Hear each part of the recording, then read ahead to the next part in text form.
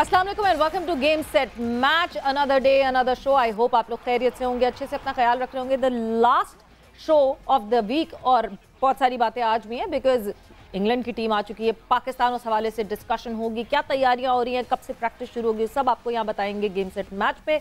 और मैं हूं सवेरा पाशा, मेरे साथ मौजूद है अदील अजहर। अस्सलाम वालेकुम एंड गुड इवनिंग आप सबको। वैसे मैं सोच रहा था, आपने कहा last show of the week, 3 हफ्ते में ऐसा पहली बार हो रहा है that we have got no shows over the weekend, so we are going to have a full time weekend. तो ये भी चलें, एक पॉजिटिव बात हुई। लेकिन इस वीकेंड तो चलें ज़रा थोड़ी बहुत खामोशी होगी। अगले वीकेंड से जो है वो एक्शन फिर शुरू होने वाला है बिकॉज इंग्लैंड की टीम पाकिस्तान में आ चुकी है। और उसी हवाले से हमारी पहली खबर व्हाट्सएप इन स्पोर्ट्स पे ही है, तो over to you Savera. So what's up in sports में पहली खबर 17 साल बाद, जो मतलब जहां से सिलसिला खत्म हुआ वहीं से सिलसिला शुरू होगा। इंग्लैंड की क्रिकेट टीम 17 साल बाद नेशनल स्टेडियम कराची में आज प्रैक्टिस सेशन करेगी। इंग्लैंड क्रिकेट टीम का आज प्रैक्टिस सेशन जो है वो शाम 7 बजे शुरू होगा। और बरतानी मीडिया जो है वो ये मेंशन करता है और ये बताता है कि जोस बटलर जो है वो कुछ मैचेस में कैप्टनसी करते हुए नहीं दिखेंगे और उनकी जगह जो है वो मोइन अली क़यादत करते हुए दिखेंगे। मोस्ट प्रॉब्ली लाहौर की लेग में मोइन अली क़यादत करेंगे या कराची की लेग में, वो over the period of time हमें पता चल जाएगा उस हवाले से। सो जोस बटलर हमें कंटिन्यूटी में क़यादत करते हुए नहीं दिखेंगे। और ये बात करें कि किस तरह क्या परफॉर्मेंसेज होंगी, क्या प्रैक्टिसेस होंगी, वो आपको यहाँ गेम सेट मैच पे जो है वो पता चलती जाएंगी। बट कराची के बाद जब लाहौर टीम ट्रैवल करेगी तो फिर पता चलेगा कि क़यादत में चेंजेस आती हैं कि नहीं आती। ऑलराइट, हमारे कल के शो की बाज़गश जो है वो पाकिस्तान के स्पोर्ट्स के सर्कल्स में अभी तक सुनाई दी जा रही है। शाहिद खान आफरीदी के कल के इंकशाफात के बाद पाकिस्तान क्रिकेट बोर्ड की भी एक क्लैरिफिकेशन इस हवाले से आई है। डायरेक्टली तो उन्होंने रिफ्यूज़ ज़ाहिर नहीं किया है, लेकिन अब जिक्र हो रहा है फ़खर ज़मान का भी। और फ़खर ज़मान के हवाले से ज़रा ऐसा लग रहा है कि क्रिकेट बोर्ड अब ज़रा एहतियात से चल रहा है बिकॉज फ़खर ज़मान भी रीहैब के लिए अब उनको कोई दौरों पे ले जाना है ये नहीं, इधर उधर लोकल नहीं, उनको सीधा लंदन भेजा जा रहा है।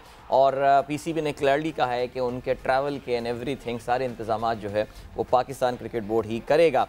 अच्छा जी, फ़खर एशिया कप में बैटिंग फील्डिंग के दौरान जो है वो इंजरी का शिकार हुए थे और शाहीन शाह अफरीदी के हवाले से शाहिद आफरीदी के रिहैब, शाहिद आफरीदी साहब ने जो कल रिहैब पे उनका बयान दिया था उस पर पीसीबी का रद्द-ए-अमल भी सामने आया है। कहा है कि जी शाहीन शाह अफरीदी की घुटने की इंजरी में बेहतरी आई है, उम्मीद है कि वो वर्ल्ड कप से कबल फिट हो जाएंगे। क्रिकेट बोर्ड हमेशा की तरह खिलाड़ियों की सेहत और रिहेबिलिटेशन का ख्याल रखेगा।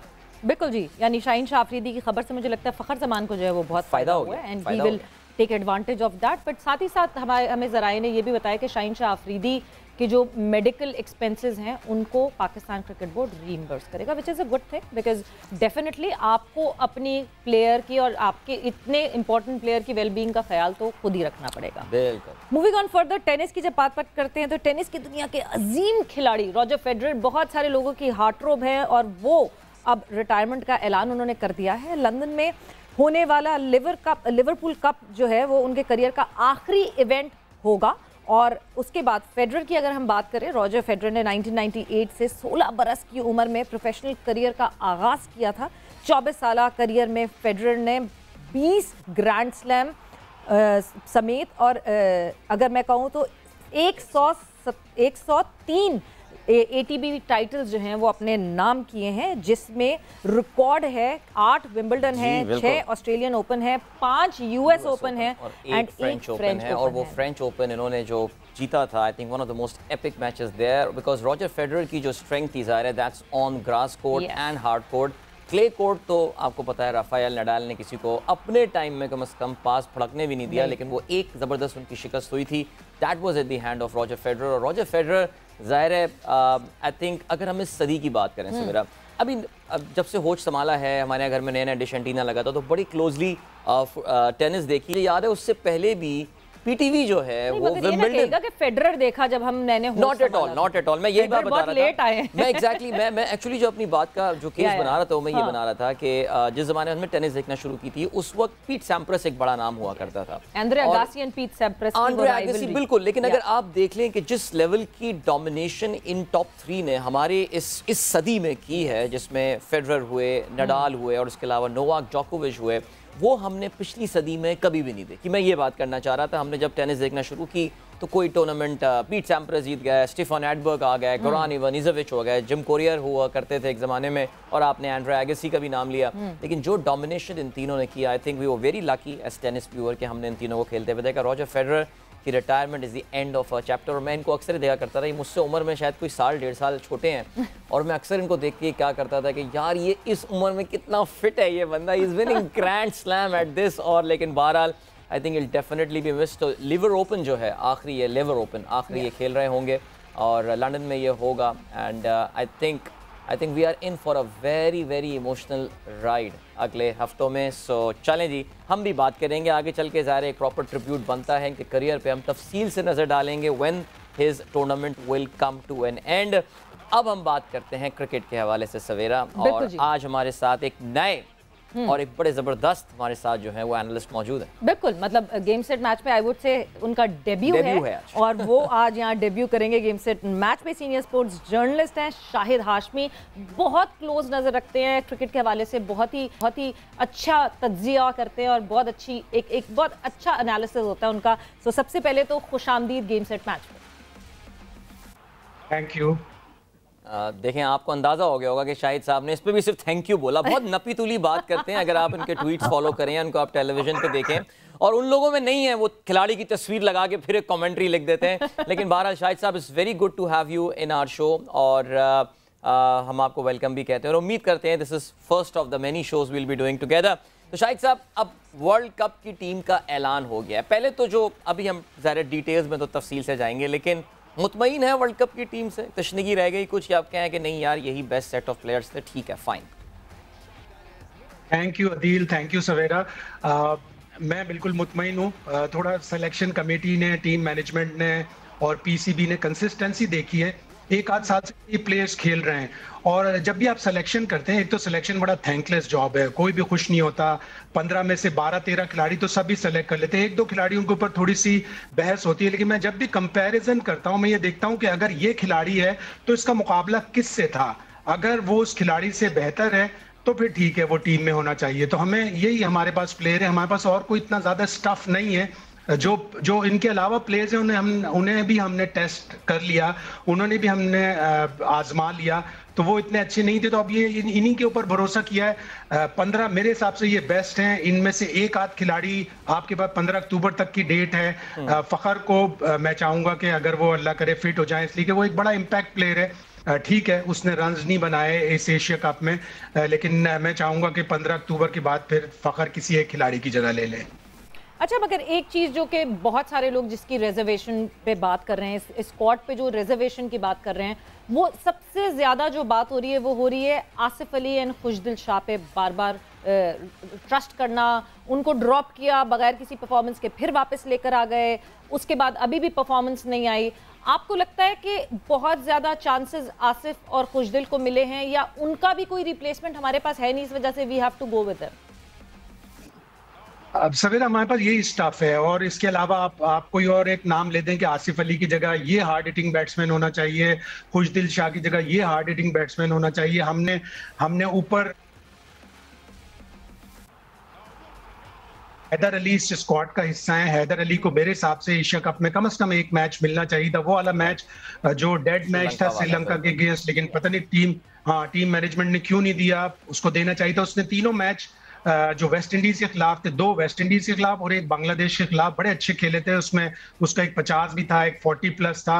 वो अच्छा प्लेयर है, उसको उसके स्टाइल से खेलने दें। अगर टीम मैनेजमेंट उसको ये कहेगी कि रोको फिर मारना, वो उसका स्टाइल है जिस तरह से खेलने का, तो वो उसको खेलने का स्टाइल दे दें। आसिफ अली, खुशदिल शाह, अगेन जाहिर है चांसेस आपने बहुत दिए हैं, उन्होंने परफॉर्म नहीं किया, लेकिन मत भूलिए कि आपके टॉप 3 इतनी बॉलें कंज्यूम कर देते थे, 72% ऑफ टोटल बॉल्स वो आपकी कंज्यूम कर देते थे, तो फिर मिडिल ऑर्डर को इतना चांस नहीं मिलता था। मैं अभी एक स्टैट देख रहा था कि आसिफ अली ने 40 मैचों में 350 गेंदें खेली, यानी हर मैच में उसे 8 गेंदें मिल रही हैं। 8 गेंदें is too less for a hitter. उसको कम से कम 15 से 16 गेंदें मिलेंगी तो अपना इम्पैक्ट शो करेगा।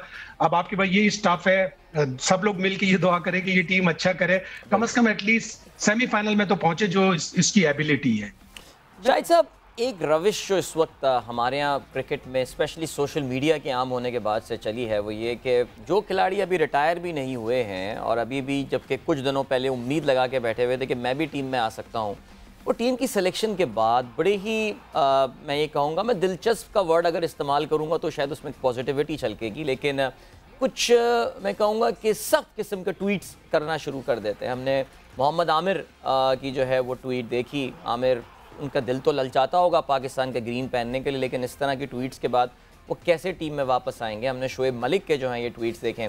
इस रविश के बारे में आप क्या कहेंगे? ये आप ज़ाहिर बहुत सीजन जर्नलिस्ट हैं, ये एक नई चीज़ मुझे नज़र आई है कि हमारे यहाँ सिलेक्शन के हवाले से ऐसे क्रिकेटर्स जो अभी भी अवेलेबल फॉर सिलेक्शन हैं, एक तरफ ज़ाहिर है उनमें सरफराज जैसे लोग भी हैं कि वो कहते हैं ना, जो दिल पे गुजरती है वो बस खामोशी से वो गुजार देते हैं उस पूरी चीज़ को। इस रविश को क्या बोलेंगे, इस डगर को क्या बोलेंगे, ये जो खुल के सिलेक्शन पे एतराज़ात किए जाते हैं? बहुत बुरी रविश है और ये सोशल मीडिया ज़ाहिर है मादर पिदर आज़ाद है। अगर मैं किसी और एनालिस्ट पे या किसी और जर्नलिस्ट के काम के ऊपर तबसरा करूं या उसकी राय के ऊपर तबसरा करूं, तो मुझे अपने वर्ड्स बड़े चूज करने पड़ेंगे, बड़े सलीके से, बड़ी तमीज से करना पड़ेगा। इस तरह अगर कोई प्लेयर खेल रहे हैं और वो इस तरह सिलेक्शन के ऊपर कि चीप सिलेक्शन वेरी डेरोगेटरी और मुल्क की बदनामी का भी बायस बनता है। आमिर शायद बड़ा नहीं हो रहा, आमिर ने खुद रिटायरमेंट का फैसला किया। अगर वो रिटायरमेंट नहीं लेता, एक आध सीरीज में अगर सेलेक्ट नहीं हुआ तो गो आउट, हार्ड वर्क करो, डोमेस्टिक क्रिकेट में जाओ, वहां हार्ड वर्क करो, फिर आओ। आमिर इतना बुरा बॉलर नहीं था, उसने जिस तरह 2017 की चैंपियंस ट्रॉफी और उसके बाद भी बड़ी अच्छी परफॉर्मेंस दी, तो वो खुद रिटायर हुआ है। अगर वो रिटायरमेंट से वापस आता, डोमेस्टिक क्रिकेट खेलता, नेशनल T20 खेलता और उसमें अच्छी परफॉर्मेंस देता, तो वो जरूर आ जाता टीम में वापस।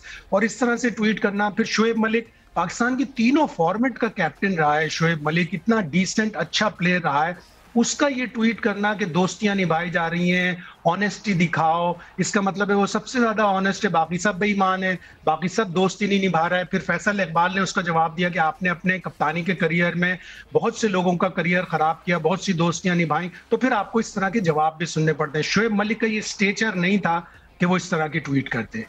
मतलब at the end of the day Pakistan cricket he mockery बन रही है। पाकिस्तान क्रिकेट के प्लेयर्स, जो कि मैं फॉर्मर प्लेयर्स भी नहीं कहूंगी, प्लेयर्स जो कि करंटली इन द सेटअप हैं, वो और दूसरे जो फॉर्मर प्लेयर्स हैं वो आपस में भिड़ रहे हैं, तो एक मॉकरी तो बन रही है। मगर फिर शाहिद साहब, हमें पता है, आपको भी पता है, शोएब मलिक को we been seeing since so long, हमें पता है कि बहुत रेयरिटी में होता है कि वो इस तरह की कोई बात, कोई एक ऐसी चीज़ जो आपको लगता है इन सीनियर प्लेयर्स को कोई ट्रिगर पॉइंट ऐसा हो गया है जिस पे अब ये बोलना शुरू हो गए हैं, और ये या फिर ये सिर्फ सोशल मीडिया की आज़ादी है जिसकी वजह से अब ये बोलना शुरू हो गए हैं? क्योंकि ये तो इनको पता है, शोएब मलिक को भी ये पता होगा कि इस ट्वीट के बाद मुझे कभी शायद मौका ना मिलेगा टीम में खेलने का, तो कोई तो एक ट्रिगर पॉइंट होगा जो ये सब बोलने लगे। गलत है, ये बिल्कुल गलत है। बहुत सोच समझकर आपको, एक तो नंबर एक, क्रिकेट में आपको अपनी वापसी का रास्ता रखना चाहिए। एकदम से आप एक एनालिसिस कर देते कि नहीं ये प्लेयर तो नहीं है सही, यार कल कल को वही प्लेयर अगर आपको परफॉर्म कर देगा तो आपको फिर आपको अपने वर्ड्स वापस लेने पड़ेंगे, आपको मतलब शर्मिंदगी होगी कि यार मैं इसके लिए कुछ कह रहा था। थोड़ा मोहतात अंदाजे से वापसी का रास्ता बिल्कुल जरूर रखना चाहिए। अभी सकलैन मुश्ताक फाइनल के बाद, जो पाकिस्तान के हेड कोच हैं, एशिया कप के फाइनल के बाद बोल रहे थे कि हाँ मुझे अब अंदाजा हो रहा है कि मैं भी टीवी पे बैठ के मुख्तलिफ तरह के तबसरे करता था, अब मैं यहाँ आया हूँ, अब मैं कोचिंग कर रहा हूँ, अब मैं हेड कोच हूँ, मैं प्लानिंग करता हूँ, तो मुझे पता चल रहा है कि ये कितना मुश्किल काम है, किस तरह देखना चाहिए। चीफ सेलेक्टर मोहम्मद वसीम भी टीवी पे बैठ के बड़े बुलंदोबांग दावे करते थे कि ये सिलेक्शन गलत हुआ, ये सिलेक्शन गलत हुआ। अब जब वो आए तो उन्होंने खुद एडमिट किया कि नहीं ये बड़ा थैंकलेस जॉब है, इसमें जितना भी आप अच्छा कर लें, जितनी भी ईमानदारी से कर लें। तो हमारे फॉर्मर क्रिकेटर्स को, हमारे जर्नलिस्ट को, हमारे एनालिस्ट को बड़ा सोच समझ के एक बैलेंस तबसरा करना चाहिए और वापसी का रास्ता जरूर रखना चाहिए, इसलिए कि वो छोटी सी एक जो महूम सी उम्मीद होती है वो अगर प्लेयर के साथ नहीं होती तो फिर वो बुरा हो जाता है और फिर आपके अपने अल्फाज भी, आपकी अपनी क्रेडिबिलिटी भी खराब होती है। शाहिद साहब, जाहिर है जो बहुत सारे लोगों को जो ट्रिगरिंग पॉइंट, जैसे सवेरा ने बात की, अगर मैं आम आवाम हमारे जैसे लोगों की बात करें तो हमारे लिए ट्रिगरिंग पॉइंट होते हैं। वो आमिर जमाल का नाम जब हमने भी कल देखा था तो हम भी, ज़ाहिर है नाम हमने सुना हुआ था, लेकिन हमने भी रिकॉर्ड्स देखना शुरू कर दिया भाई क्या परफॉर्मेंसेस थी, क्या थी। हमें ये भी पता है कि आमिर जमाल से बेहतर एक पूरी फहरिस्त है खिलाड़ियों की जिन्होंने इस नेशनल T20 में परफॉर्म किया है, बल्कि तवातुर के साथ वो टूर्नामेंट्स में परफॉर्म करते आ रहे हैं। इस सिलेक्शन के हवाले से आपका क्या कहना है? क्या ये खिलाड़ी रडार में था? आपके भी बहैसियत एनालिस्ट आप देख रहे थे परफॉर्मेंस, जैसे आजकल अगर आप देख लें तो तैयब है, सब देख रहे हैं, एवरीबडी इज़ मॉनिटरिंग। जब भी वो खेलने आता है लोग यूट्यूब लगा लेते हैं कि भाई साइम है, अच्छी बैटिंग कर रहा है, लोग शान मसूद को देखने के लगा लेते हैं। बट आमिर जमाल किसी की लिस्ट में मुझे नज़र नहीं आया। आप भी सरप्राइज हैं with this selection in the English जो ट्रिप के स्क्वाड में? सबसे पहले तो मैं ये क्लियर कर दूं कि आप आम लोग नहीं है ना, आप आम है ना सवेरा आम है, माशाल्लाह एक शो के होस्ट हैं, अच्छी नजर रखते हैं क्रिकेट के नहीं आम लोग नहीं है आप लोग, मतलब आप भी जर्नलिस्ट हैं, आप भी एंकर्स हैं और आपकी भी माशाल्लाह अच्छी नजर है। हाँ वाकई आमिर जमाल का सिलेक्शन थोड़ा सरप्राइजिंग है, या तो फिर टीम मैनेजमेंट ये सोच रही है कि ये बहुत ही एक्स्ट्राऑर्डिनरी प्लेयर है। नेशनल टी20 में मैंने देखा उससे ही इज इंप्रेसिव, बट एक सीजन पे एक नेशनल टी20 पे, और फिर साथ ही साथ ये भी कहा जाएगा कि नॉर्दर्न से वो खेल रहा है और नॉर्दर्न के ही कोच रहे हैं मोहम्मद वसीम, तो ये थोड़ा सा हल्का सा एक फेवर आ गया, एक प्रेफरेंस आ गई। हाँ अगर बाबर आजम ने उसको इंडोर्स किया है कि नहीं ये अच्छा प्लेयर है, बाबर आजम ने उसको देखा है, सकलैन मुश्ताक ने उसको देखा है, तो फाइन इनफ। जहां तक अबरार की बात है, अबरार एक पोटेंशियल परफॉर्मर है, उसने पीएसएल में भी कराची किंग्स से भी खेला है और भी खेला है, और 2 सीजन कबल ग्रेड 2 में 2 सीजन पहले ग्रेड 2 में उसने 8 मैचों में 48 विकेटें ली थी। फिर बासित अली उसे सिंध की मेन टीम में, फर्स्ट क्लास टीम में लेके आया, वहां वो इतना अच्छा परफॉर्म नहीं कर सका, लेकिन वो अच्छा बॉलर है वो, लेकिन 3-4 सीजन से knocking at the door of A level cricket. तो हम एकदम से सिलेक्शन कर देते हैं। इसी तरह हमने अम्माद भट्ट का सिलेक्शन किया था 2016 में, लेकिन वो एक बहुत ही तजर्बेकार और बहुत ही जबरदस्त आई रखने वाले मुदस्सिर नजर ने किया था। उन्हें 2016 में एक टी20 के लिए इंग्लैंड भेजा गया था। वो एक बड़ा अच्छा क्वालिटी क्रिकेटर था, वो पीछे चला गया, उसको मौका भी नहीं मिला, और अब वो डोमेस्टिक लेवल में भी इतनी अच्छी परफॉर्मेंस नहीं दे रहा। लेकिन वाकई आमिर जमाल का सिलेक्शन सरप्राइजिंग है। अगर उसको मौका मिलता है और वो अपने आप को प्रूव करता है, एक आध प्लेयर आप चांस दे सकते हैं कि हाँ ठीक है, आप अगर नेशनल सिलेक्शन कमेटी ये समझ रही है, बाबर आजम हेड कोच ये समझ रहे हैं, तो आप उसको चांस दे दें। लेकिन ये दूसरे उन लोगों के साथ, उन परफॉर्मर के साथ, जैसे ताहिर तैयब है, वाइट बॉल क्रिकेट में बहुत जबरदस्त रन बना रहा है, पाकिस्तान कप का पिछले सीजन में टॉप रन गेटर था, कायद आजम ट्रॉफी में 700 प्लस रन बनाए ताहिर तैयब ने, फील्डर बहुत अच्छा है।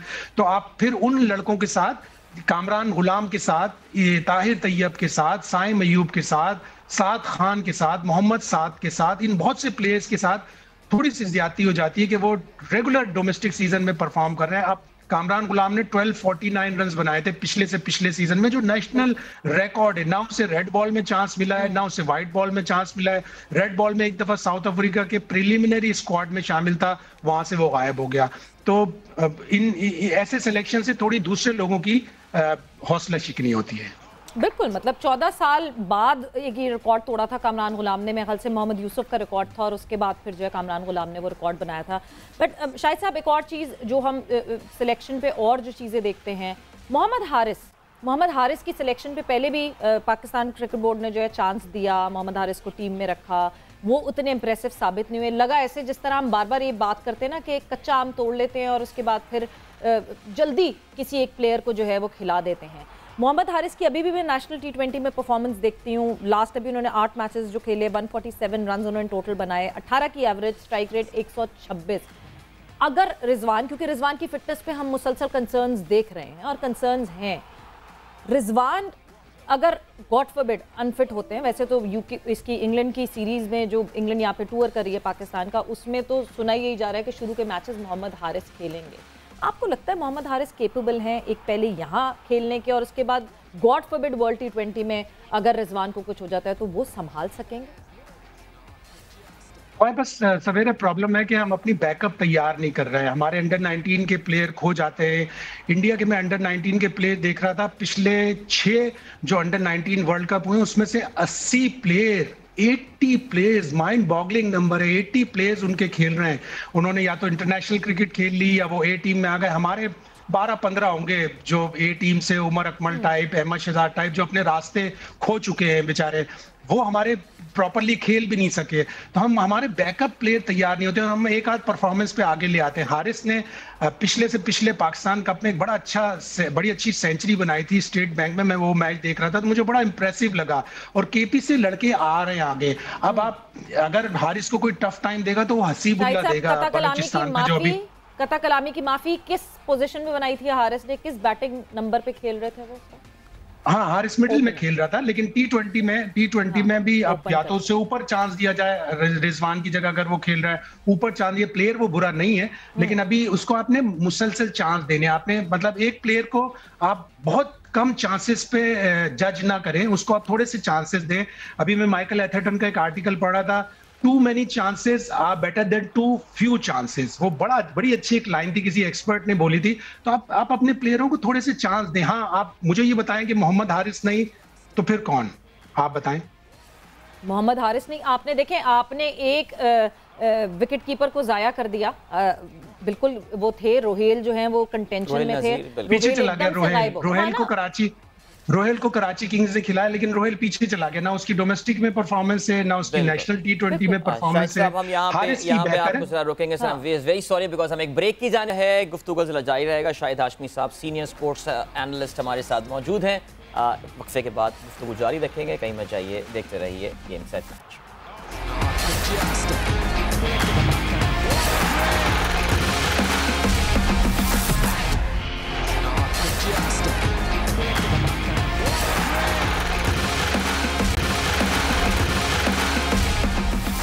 Yes, welcome back. एक बार फिर से आपको खुशामदीद कहते हैं। गेम सेट मैच में अदील और सवेरा आपके साथ मौजूद हैं। इस ब्रेक से पहले हम बात कर रहे थे, हमारे साथ मौजूद थे ऑनलाइन शाहिद हाशमी साहब हैं मौजूद अभी भी, और मशहूर मारूफ क्रिकेट एनालिस्ट, और हम बात कर रहे थे टीम की सिलेक्शन के हवाले से। We were having a conversation on that, और बहुत सारे टीम की सिलेक्शन से रिलेटेड और भी जो इश्यूज निकल कर आ जाते हैं बाहर। शाहिद साहब, ज़ाहिर है अब इंग्लैंड की टीम भी आ गई है, टीम भी अनाउंस हो गई है, वर्ल्ड कप की भी टीम अनाउंस हो गई है, जैसी भी हमारी टीम है हमें सपोर्ट करनी है। लेकिन मैं आपसे एक जो आखिरी सवाल पूछना चाहूँगा, what is your take on the overall direction of cricket in Pakistan? Pakistan में इस वक्त जो क्रिकेट जिस डायरेक्शन में चल रही है उसके हवाले से, लेकिन इसका एक आसान तो है कि यार जैसे बाकी इदारे चल रहे हैं पाकिस्तान में वैसे ही क्रिकेट बोर्ड भी चल रही है, लेकिन what is your take? Because हम बदकिस्मती से एक सिंगल स्पोर्ट नेशन है, सारी की सारी हमारी फोकस, और इस प्लेटफॉर्म पे बैठ के हमें अंदाज़ा हुआ कि पीसीबी के अलावा पैसा भी किसी के पास नहीं है, सिर्फ इन्हीं के पास पैसा है, बाकी बेचारे सभी गरीब से ही हैं। तो what is your take? Ramiz Raja की चेयरमैनशिप की बात हो सकती है, सिलेक्शन कमेटी का रोल, टीम की परफॉर्मेंस, क्या कहेंगे सर? अदील, थोड़ी सी जब रमीज राजा आए थे तो उनको चाहिए था कि कॉन्स्टिट्यूशन में तब्दीली करें। हमारा सिस्टम बड़ा ख़राब है कि हमारी जब भी कोई गवर्नमेंट चेंज होती है, नया वजीर आज़म आता है, अब वो मानी साहब ने क्लॉज में बड़ी तब्दीली की थी कि अगर वजीर आज़म ये महसूस करें कि फाइनेंशियल इम्बेजलमेंट है या फाइनेंशियल इरेगुलरिटीज हैं, तो वो बोर्ड को चेंज करने का इख्तियार रखते हैं। ये चीज़ ख़त्म हो जानी चाहिए। रमीज़ राजा ने अच्छा काम शुरू किया है, थोड़े से वो एग्रेसिव हैं, जज्बाती ज़्यादा हो जाते हैं, जल्दी हो जाते हैं, ऐसा नहीं होना चाहिए। थोड़ी सी तनकीद भी अगर कंस्ट्रक्टिव तनकीद है तो उसको लेना चाहिए, वो शायद वो नहीं ले पा रहे हैं। वर्क इन प्रोग्रेस है हमारी क्रिकेट, और हमेशा से वर्क इन प्रोग्रेस रहती है। टीम हमारी ट्रांजिशन में रहती है। जी आवाज जी बोलिए, फरमाइए शाहिद साहब। मैं कह रहा हूँ कि हमारी टीम हमेशा ट्रांजिशन में रहती है, हमारा बोर्ड हमेशा वर्क इन प्रोग्रेस रहता है। ऐसा नहीं होना चाहिए, कंटिन्यूटी होनी चाहिए। रमीज ने जिस तरह पाथवे क्रिकेट इंट्रोड्यूस किया है, जिस तरह वो पैसा ला रहे हैं, बहुत से लोगों को तहफ़्फ़ुज़ात है जूनियर प्रीमियर लीग पे, इसको थोड़े लोअर लेवल पे अगर करवाते, नेशनल अंडर 19 टी20 चैंपियनशिप करवा देते तो ज़्यादा बेहतर होता। फर्स्ट स्टेप के तौर पर हमारी एक क्रिकेट नहीं है, उसको इस्तवार करना है। हम ऑस्ट्रेलिया में जला के हरा नहीं सकते उस वक्त तक जब तक हम अपनी जूनियर टीमें ना भेजें। हम यहाँ कंडीशंस रेप्लिकेट करके शायद ऑस्ट्रेलिया में नहीं जीत सकते। इंडिया ने ऐसा नहीं किया। इंडिया ट्राई सीरीज हर साल खेलता था, ऑस्ट्रेलिया, साउथ अफ्रीका, इंडिया। इसी वजह से उन्होंने अपनी दोनों सीरीज ऑस्ट्रेलिया में जाके ऑस्ट्रेलिया को हराई है। तो हमारा वर्क इन प्रोग्रेस है। अल्लाह करे हमारी क्रिकेट बेहतर हो। हम टैलेंट पे थ्राइव करते हैं। हमारे पास अब पैसा भी आना शुरू हो गया। हमें अपनी स्ट्रेटजी चेंज करनी चाहिए। अगर हमारी टैलेंटेड टीम है, हमारी स्ट्रेटजी नहीं है। हमने एशिया कप के फाइनल के बाद सकलैन मुश्ताक से पूछा कि दूसरी टीमें बड़ी अलग तरह की क्रिकेट खेल रही हैं, पावर प्ले में वो 70-80 रन बनाती है, हमारी टीम 40-45 से आगे ही नहीं बढ़ पाती। तो उन्होंने कहा हम क्यों दूसरों का स्टाइल अपनाएं, विच वाज अ वेरी ऐसा जवाब था कि सवाल चना और जवाब गंदुम। तो वो मजा नहीं आया। हमें अब अडॉप्ट करना पड़ेगा स्टाइल, डिफरेंट स्टाइल अपनाना पड़ेगा, और हमारी क्रिकेट उसी वक्त प्रोग्रेस करेगी जब हमारी टीमें अच्छा करेंगी, जूनियर टीमें, ए टीमें, नेशनल टीमें, और फिर हम अपना सेटअप को उसी तरह मजबूत बना पाएंगे। शायद साहब जाते जाते बस ये कि इंग्लैंड के खिलाफ पाकिस्तान की क्या कारकर्दगी आप एक्सपेक्ट कर रहे हैं? 60 T20s खेलेंगे हम, छोटा सा एक जवाब। पाकिस्तान को जीतना चाहिए।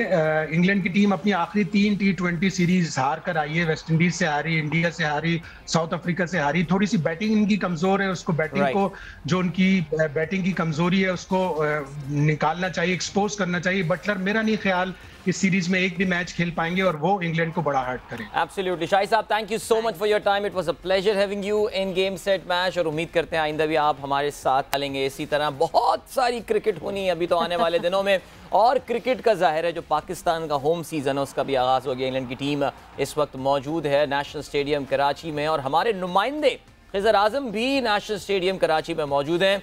जी खिजर, क्या अपडेट लेकर आए हमारे लिए आप आज? जी अदील, अब से कुछ देर के बाद इंग्लैंड की टीम नेशनल स्टेडियम कराची पहुंचेगी। जिस तरह से शाहिद हाशमी कह रहे थे कि इंग्लैंड की टीम अपनी जो आखिरी सीरीज हैं, 3 सीरीज T20 इंटरनेशनल की, वो हार कर आई है, और तो दोनों टीमों के लिए ये सीरीज बहुत अहम है, और दोनों टीमें यकीनन जो है वो इस सीरीज को जीतकर वर्ल्ड कप में जाना चाहेंगी। इस वक्त नेशनल स्टेडियम कराची मेहमान टीम के लिए प्रैक्टिस के लिए तैयार है। आप ये देखें कि ये 13 पिचेस का स्क्वायर है। बीच की जो पिच है इस पर मैच होना है। ये जो प्रैक्टिस के लिए 2 pitches extreme left and extreme right में मौजूद हैं, और एक सेंट्रल में जो कि पावर हिटिंग के लिए पिचेस तैयार की गई हैं वो यहाँ पर मौजूद है। साथ साथ मेहमान टीम और कौमी टीम की मेजबानी के लिए यहाँ पे फ्लैग लगा दिया गया है नेशनल स्टेडियम कराची में। मुख्तलिफ मकामात पर कमेंट्री बॉक्स तैयार है, और इस वक्त अब से कुछ देर के बाद फ्लड लाइट्स में जो इंग्लैंड की टीम है, मेहमान टीम है, वो प्रैक्टिस करेगी। Thank you so much Khizar, बहुत शुक्रिया। और कराची में जो लोग कराची में इस वक्त मौजूद नहीं, उनको कराची में हवा का अंदाजा जरूर हो रहा होगा कि क्या जबरदस्त माशाल्लाह सी ब्रीज कराची में जो है वो इस वक्त चल रही है। और इंग्लैंड लग रहा था खिजर उड़ जाएंगे, खिजर को उड़ाने के लिए बहुत ही खतरनाक हवा चाहिए होगी, लेकिन फिर भी वो क्योंकि ऊंचाई पे हैं तो चांसेस इसके जो है वो बन सकते हैं। सो बहरहाल ये है Savera the English season, I mean the team is about is there. और जॉस बटलर के बारे में जो अब काफी हद तक क्लियर हो रहा है कि he will not be playing in this series. But फिर मैं एक चीज सोचती हूँ अदील, जॉस बटलर आए यहाँ, जॉस बटलर ने आते ही प्रेस कॉन्फ्रेंस भी की, बड़ा शुक्रिया भी किया, बड़ा कहा कि आते ही जो है हॉस्पिटैलिटी दिख रही है पाकिस्तान की। But than him being here and not playing, अजीब सी बात लगती है, saving him for world T20। But ठीक है, वक्त एक ब्रेक का हुआ है, गेम सेट मैच पे ब्रेक पर जाएंगे, और जब ब्रेक से वापस आएंगे तो क्रिकेट के अलावा और भी स्पोर्ट्स है और उन पे भी बात करते हैं, या गेम सेट मैच के प्लेटफॉर्म पे, तो उसके हवाले से भी बात करते हैं।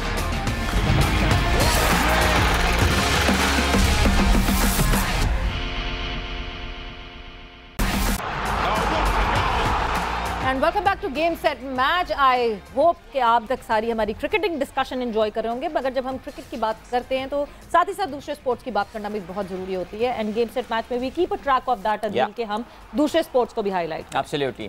और लेकिन दूसरे स्पोर्ट्स में जाने से पहले जो है वो हमारे सर अब्दुल कादिर ख्वाजा भी मौजूद हैं इस वक्त लाहौर में, इधर उनसे भी बात कर लेते हैं। जी अस्सलाम वालेकुम कादिर, कैसे हैं आप?